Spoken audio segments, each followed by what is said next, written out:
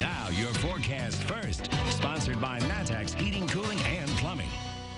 Welcome in on this Tuesday evening, where we've once again seen a day with a lot of cloud cover around the area. That's a Roofing Dog iNet Flooring America camera that is overlooking Danville tonight, where temperatures across the area have been held in check because of all of this cloud cover that you see here, from places like Indiana to Illinois up through Wisconsin and Iowa. That's a lot of cloud cover we've had there, and that's kept the temperature here down into the 30s again. 37 in Champaign and Effingham, 38 in Springfield. But hang in there, because we've got some really nice weather that is just around the corner. Through tonight, temperatures should hover mainly into those 30s with those cloudy skies. But the next few days, the temperature going up, up and away. We'll show you just how warm we get and when we come back. WCIA 3 News starts right now. Now on WCIA 3 News. Our new teachers prepare to enter the classroom. How a new program is trying to make sure that they are. Plus, no youth sports tournaments means no money for one organization, who the ISA is now turning to for help. And a teenager is recovering after being shot last night, where police are in that investigation. You're watching your local news leader. This is WCIA 3 News at 5. Yeah, I think the transparency of the tool allows students from wherever they are in Illinois, to say, here's a program that works for me. And the state is hoping that transparency will make sure there is a teacher in your kid's classroom. Good evening. I'm Jennifer Roscoe. I'm Paul Cicchini. The interactive report allows students to see every possible teacher training program in the state and see how well they perform in different areas. But experts say this will do more than help teachers find their place. It'll also help colleges figure out how they stack up. WCIA 3's Cole Hankey's live in our Capitol newsroom tonight. So, Cole, why does the state think this report will be so helpful? The report gives all of the crucial information that a prospective teacher might want to know about a program, but also puts it in the exact same place as every other training program in the state. The centralized scouting tool is meant to help prospective teachers find a program in the state that suits them perfectly, instead of just choosing the biggest one or the one closest to them geographically. The data listed on the report goes as deep as average grades on key standard tests for teachers. President of the Golden Apple Foundation, Alan Mathers, says the program won't just help teachers, though. He thinks it will also help schools figure out where to allocate their funding. And I think this focus, this kind of transparency around data, really allows people to make informed decisions, and again, lets these schools of higher ed know where they should be putting their energies. The report officially went up on the State Board of Education's website yesterday. State Superintendent Carmen Ayala says the report will also help the state diversify its pool of teachers, because the report will present this information to people who may not have had the resources or the knowledge of where to find this information before. Paul? I guess time will tell how well this program works. Cole, thanks. 52 colleges and universities in Illinois offer more than 700 teacher preparation programs, and the state produces more than 5,000 teachers every year. It's a first in 91 years. The Illinois Elementary Sports Association is turning to the public for help. The pandemic has meant the cancellation of ISA tournaments, a significant source of money for the organization.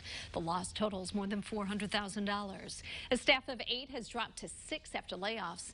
The executive director says they have enough in reserves to make it to April, and although he's retiring at the end of the school year, he still worries. All we've done for 90 years is pay our bills. We're through the membership dues that schools pay and tournament admissions. We've done what we could do so that we could provide these opportunities. And it's, again, just a little bit awkward to have to go out this way. And yet I know that we're going to survive. We will make it one way or the other. The ISA has set up a GoFundMe page for donations. It's called the COVID-19 Impact on the ISA. The organization is hoping to raise $500,000. You've probably heard about the Paycheck Protection Program, or PPP. That's COVID-19 relief loans meant to help businesses pay employees. A new report shows where exactly that money went. WCIA 3's Courtney Bunting live in our newsroom. Courtney, so some of it came to Central Illinois. That's right, Jennifer, quite a bit. The amount each business received varies, but they can get up to $10 million worth of loans with this program. Some big recipients in Central Illinois include Berkey's Farm Store in Urbana and Wolfram Research in Champaign. Now, both of those have more than 400 employees. They were awarded more than $5.5 million each. Other notable ones include Innovative Staff Solutions, that's in Mattoon. They received a full $10 million, along with Contractors Midwest, that's in Springfield. Both of those companies also have more than 400 employees as well. There were a total of 36 Illinois businesses that received that PPP money. Now, as I mentioned earlier, and you mentioned, Jennifer, these are loans through the Small Business Association, so businesses will need to pay that money back. Live in the newsroom, Courtney Bunting, WCIA 3, your local news leader. Courtney, thanks so much for the information. Some hospitals also got relief. That includes the Hospital and Medical Foundation of Paris, Kirby Medical Center in Monticello, Cancer Care Specialists of Central Illinois in Decatur, and Iroquois Memorial Hospital in Watseka. The amount of money ranged from $3 to more than $6 million. And here's a look at today's COVID numbers statewide. Illinois is reporting more than 7,900 new infections. That brings the state's total number of cases diagnosed since the pandemic began to more than 804,000. The rolling 7-day positivity rate now at 11.8%. It is down slightly. Nearly 5,200 people are in the hospital in Region 3.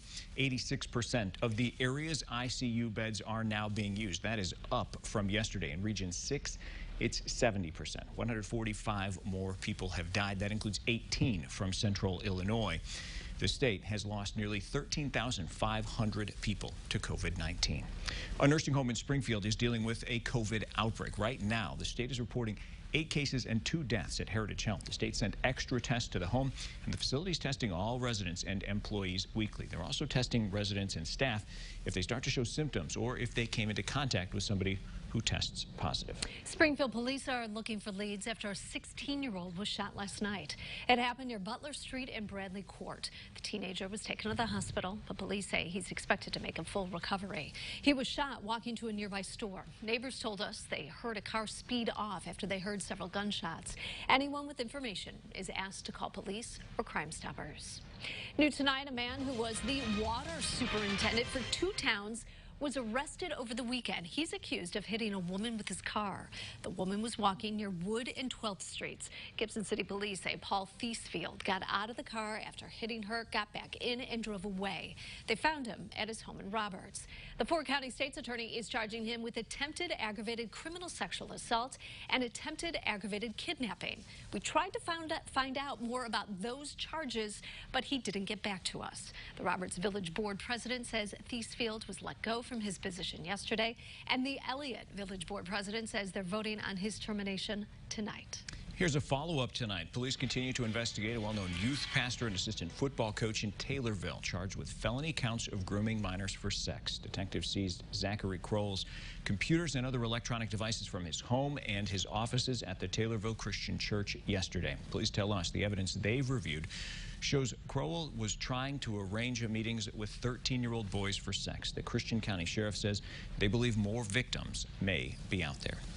The Decatur School District is meeting tonight to discuss changing the name of a school. James Parsons Elementary School is going through the renaming process. It's in the process of merging with Stevenson Elementary School. That naming committee is headed by both principals, along with input from staff and the community. Family of Parsons says they don't want to change the name. The recommendation will be presented to the board in January.